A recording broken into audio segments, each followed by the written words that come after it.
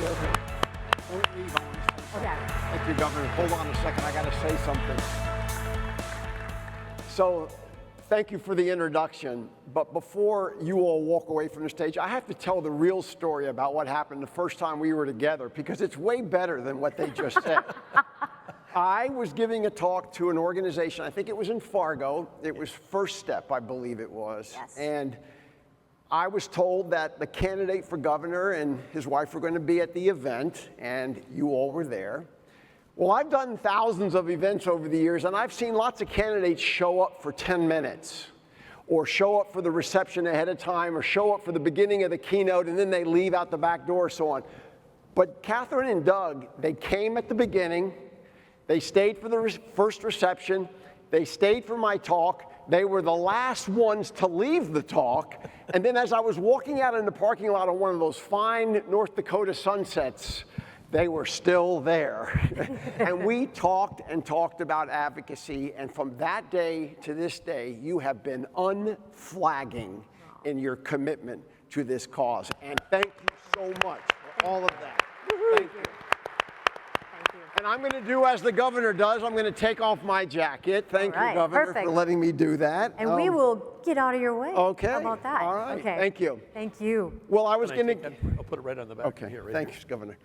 I was going to invite everybody to stand up and stretch, but don't do that because you've already done that. But I am going to ask everybody to get centered and take a couple of deep breaths, as is always good for people like us. Breathe in and breathe out and find yourself getting centered. And as you find yourself getting centered, I want you to focus on your reason for being here today. What was it that brought you to this Recovery Reinvented? So breathe in, your reason for being here, let it flow down into your core. Exhale any negative thoughts you might have. Breathe in again and think about your motivation, your reason for being here. Hold it right here in your core. And we'll come back to that exercise in just a couple of moments. But before I do, I got to get set up. I have a little prop for today, and I never use props, but I'm going to pull this out. You like my Recovery Reinvented bag? I paid a high price for that bag, by the way. So have we all, right? Anyway, I'm going to put this out here for a second. Is that the right way? Yeah, good. Let me tell you why I'm here. I remember I've asked you all to think about why you're here and to hold on to that. But I want to share with you an update on me and my journey and why I think my journey is relevant to the call to action that I'm going to give you when I'm done in about 20 minutes. Because, you know, I never give a talk for solely the entertainment purpose of it. I always do my presentations to leave you with something that I want you to do after I get on the airplane this afternoon and fly back to the Twin Cities. And I'm going to give you that call to action in a couple of minutes. Does anybody know what this is? Does anyone know what this is? This is a God box. This was given to me more than 25 years ago by a nurse in recovery in California who heard me speak and was very motivated and decided that I needed a God box. And so she made this God box for me, and this is mine. And what do you think is in my God box? Anyone want to guess? That's right. Medallions. Lots and lots of medallions. And not just medallions, but well, these medallions, they mark my journey along the way. But these medallions also include some buttons that I've been given along the course of my advocacy journey at Hazelden Betty Ford for the past 28 years. So here's one that is the 65-year anniversary, the International Convention of Alcoholics Anonymous, which was in Minneapolis. Here's one that, oh, some of you were there. Here's another one for the 65th anniversary in 2000. Here's one for a walk for recovery in 2004. And what's really, really interesting is I have a button here for Celebrate Recovery Day, Minnesota State Capitol, September 20th, 1998. That's a long time ago, right? That's a long time before walks to recovery were being popularized in places like North Dakota and elsewhere.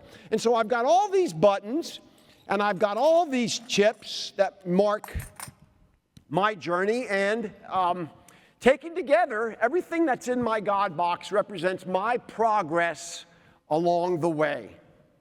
Each one of these medallions and each one of these buttons is like a marker that you'll find when you drive on Interstate 29 or 94 or State Highway 52 or 2 or 85. On the road, as you drive along, each marker is spaced a mile apart. That's why they call them mileposts. And the further you travel across the state of North Dakota or across the state of Minnesota or wherever you are today, the further you travel, the more you pass these mile markers, and they add up to 6, 7, 20, 90, and 180. The point being that I have these mileposts mark your progress across a roadway. In the same way that my medallions and the buttons that I've received, they mark my progress. The more we walk our walks or sometimes crawl our walks, or the more we are at this thing called recovery, the more of these things we collect. I have dozens, as I showed you, I have dozens of medallions because I've been walking my walk, crawling my walk, stumbling my walk for a long time now. Perhaps this one is the most important one that I have in my God box. This is the first one that I got 35 years ago in 1989. As I inferred earlier, I paid a high price for this first medallion, right? I mean, I started smoking marijuana at the age of 15 in 1975, and 15 years later, in 1989, I'm living in a crack house in Harlem, New York. Yep, my willful use of a substance, it turned into my baffling inability to just say no. 15 years later, after innocently and willfully smoking marijuana, I'm living and dying in a crack house. They locked me, my parents locked me in a psych ward in New York City. Then they buy me a one-way plane ticket to Minnesota. It wasn't funny back then. Minnesota, land of 10,000 lakes and 10,000 treatment centers. And Hazelden, where I went, was known as one of the best. So I was given this medallion, and like all the rest of us, we pay a high price for that first one, don't we? What's also notable about my God box with my medallions is that I have many of them that are in here, they have the number 1 on them. I have more than one one-year medallion. It wasn't funny. Because you see, for the first 5 years of my journey, I struggled. I was in and out of treatment 4 times over 5 years, and every time I started using substances again, well, that downward spiral was tighter and tighter and tighter, and I would always end up in treatment again. And when I would get the treatment, or when I would get back to my recovery meeting, I was always told that I had to start over again. I was reminded of this when the guys in the treatment center or in my recovery meeting, they would welcome me back with open arms and give me a one-day chip, or if I could make it, they would give me a one-year medallion. And then something remarkable happened to me along my way. In 1994, I started getting any more medallions with a Roman numeral number 1. I started getting medallions that had a 1 on it, a 2 on it, a 3 on it, a 4, a 5, I got an X for 10, and I got a double X for 20. And along the way, not only, thank you, hold your applause though, you don't know the rest of my story. You have to read my new book if you want to get all that detail. But the point of it is that I not only got those medallions for those years that I began to accumulate, but as I said, I also got those buttons along the way as I celebrated my sobriety at special occasions at the Dr. Bob House in Akron, Ohio, the birthplace of AA, the International AA Convention in Minneapolis in 2000. The Walk for Recovery, and I actually in here have a 50-year medallion for Hazelden's 50th anniversary in 1999. And in here somewhere, I don't know quite where it is, in this box of medallions, I have the very first Recovery Reinvented medallion from 2017. I don't know, Catherine, are we getting one for this year? I hope so. Anyway, every one of those, as I said to you, they add up. They matter.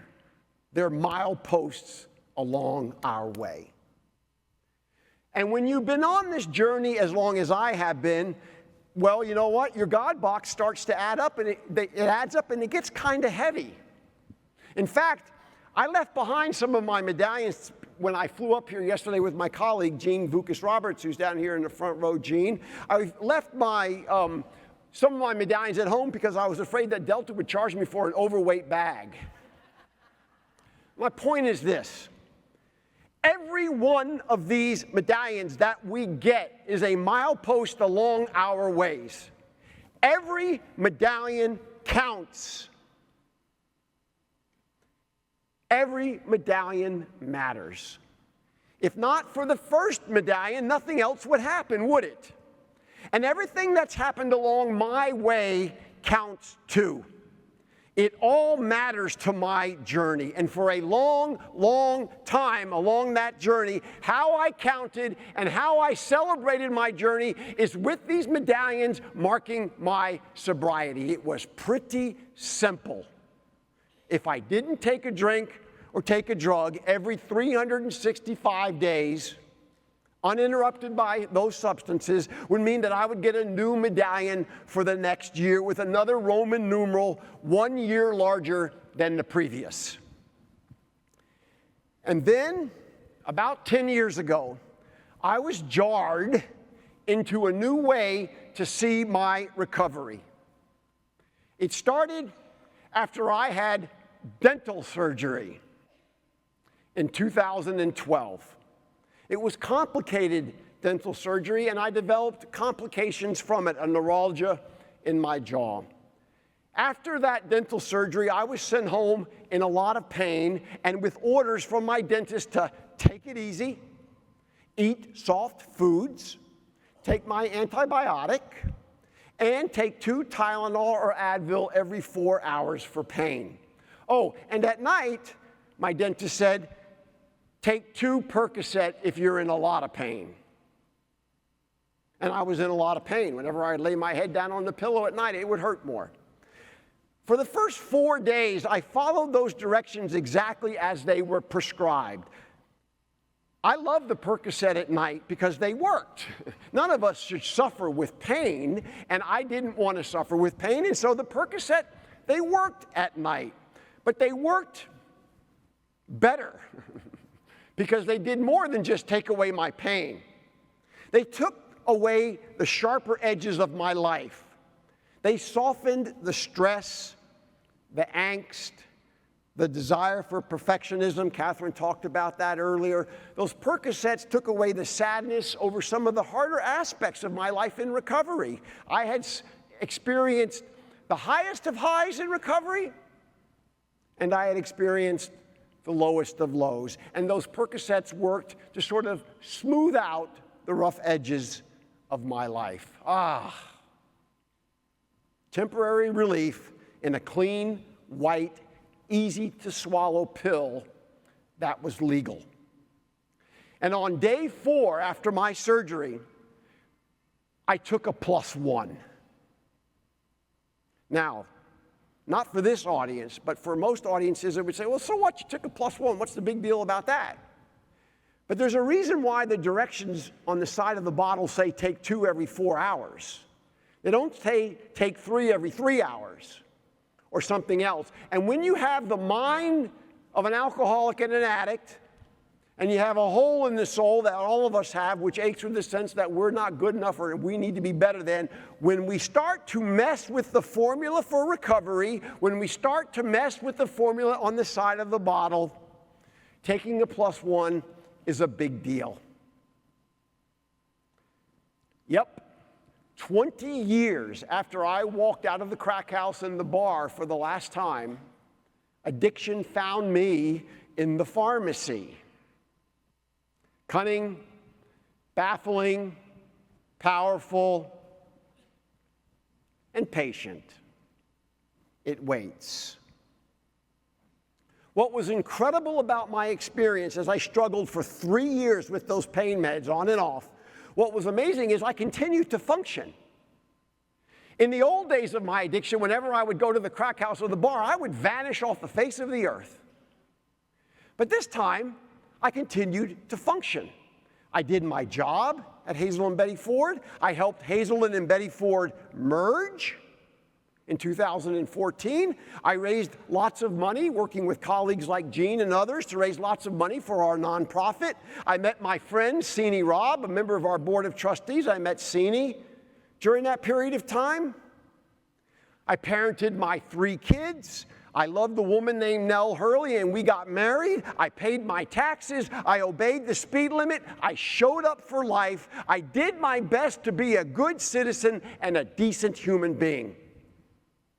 But the one thing I could not turn off during that time was this craving brain. Actually, there was something else I couldn't do during that period as well.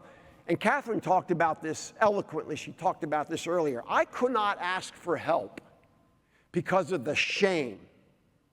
Not just the shame of addiction, but the shame we also find in recovery when we have a return to use or a recurrence of use, or as some call it, a relapse. I could not ask for help, even though I was a person who was helping thousands of people.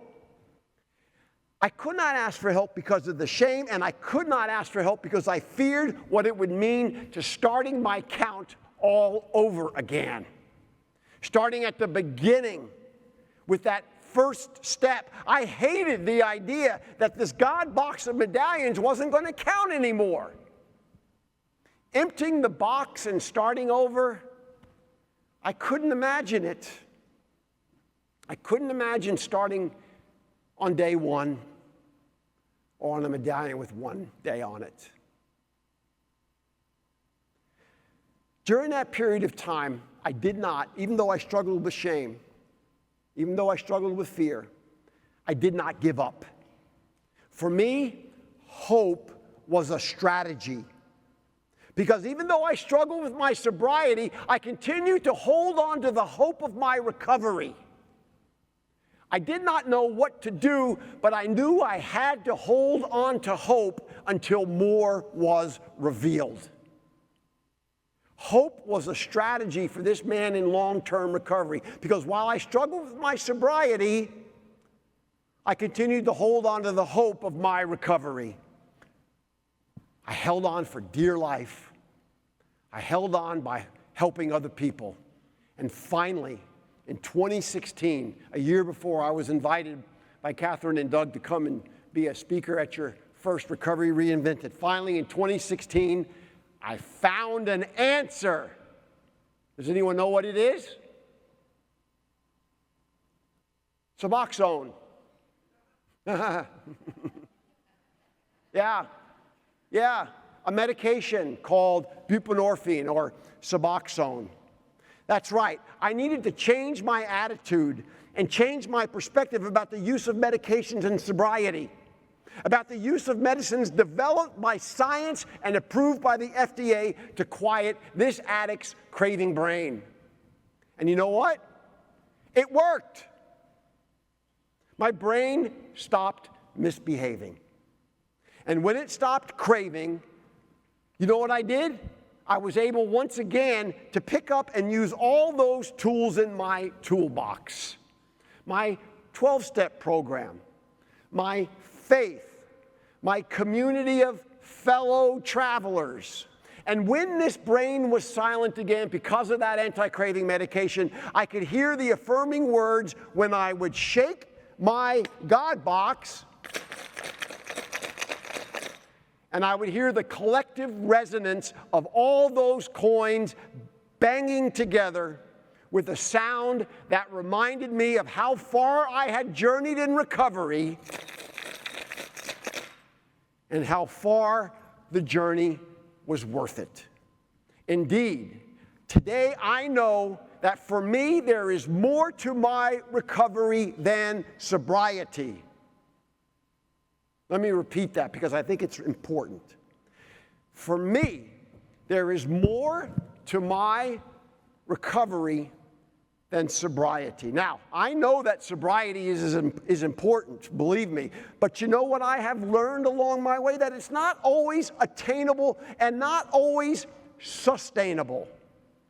And when sobriety is interrupted by a return of use, whether that's once every 20 years or every other day, when sobriety is interrupted by a return to use, it doesn't mean that I or you have to start over. It doesn't mean I have to empty my God box of all those medallions, throw away those mileposts marking my days and months and years and decades of my journey. 35 years on this journey I have been. And while I had an interruption in my sobriety, my recovery continued because I held on to hope. And that brings me to my final thought for today.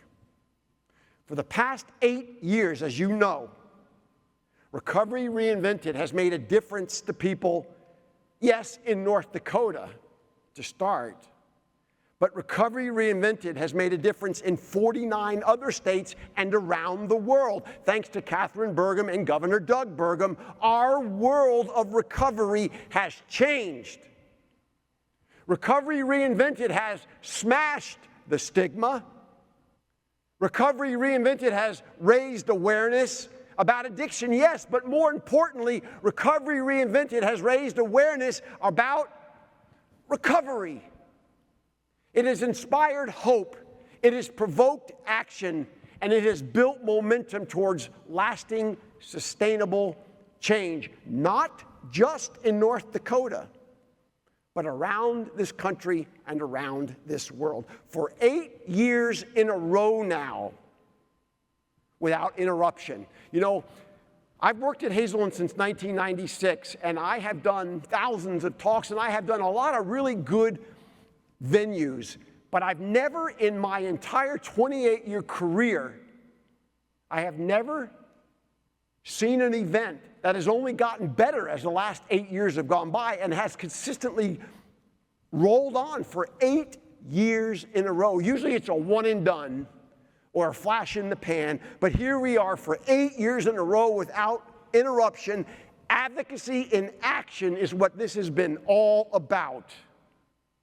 Indeed, Recovery Reinvented has come a long, long way, just like all of us here have come a long, long way.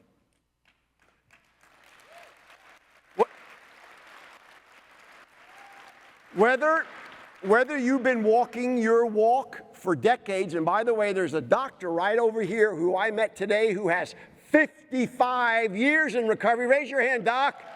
Raise your hand.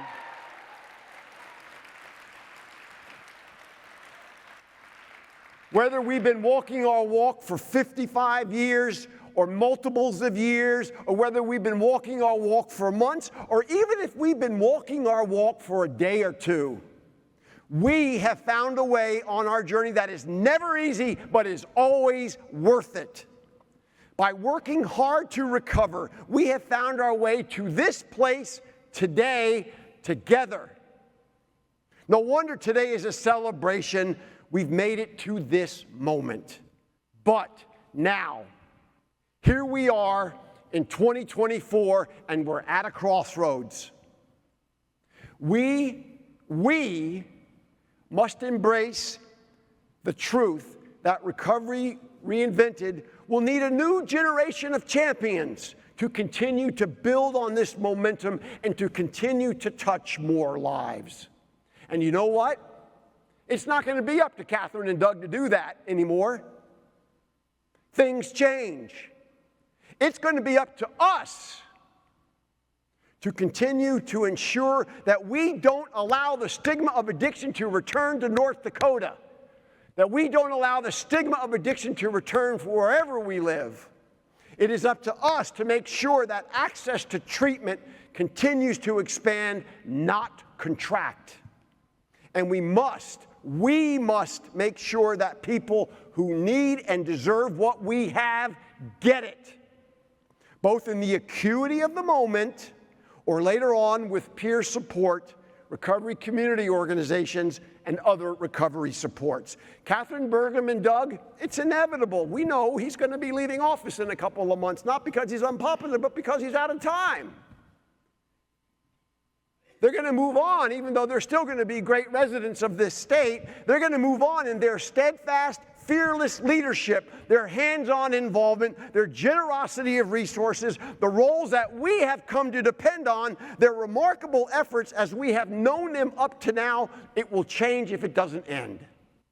But their departure doesn't mean we empty the God box of our experiences that have filled our hearts and our souls since 2017 with the first Recovery Reinvented. Now is not the time to say, gosh, that was fun. Now is not the time to say, wow, that was worth it while it lasted. Time to move on. No. Recovery Reinvented has come too far to start over or even to start again. We must keep it going. We must keep pushing. And we must keep striving because you know what? We know what matters. Remember at the beginning of my presentation, I asked you to get settled and to think hard and to settle into your core what it was that brought you here today. What was it that brought you here today? Now I want you to take that reason for being here, and at the end of this day of celebration, I ask you to lift up